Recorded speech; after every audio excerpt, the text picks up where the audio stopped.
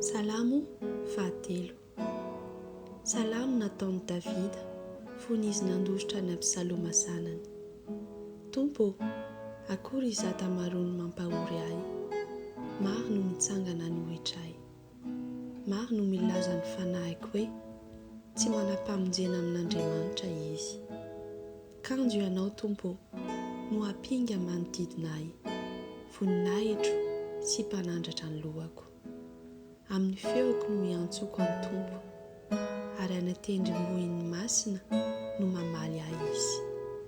Izaho nandry ka natory, nifoha aho satria ny Tompo no manohana ahy. Tsy atahotra olona alinalina aho izay milahatra manodidina hamely ahy.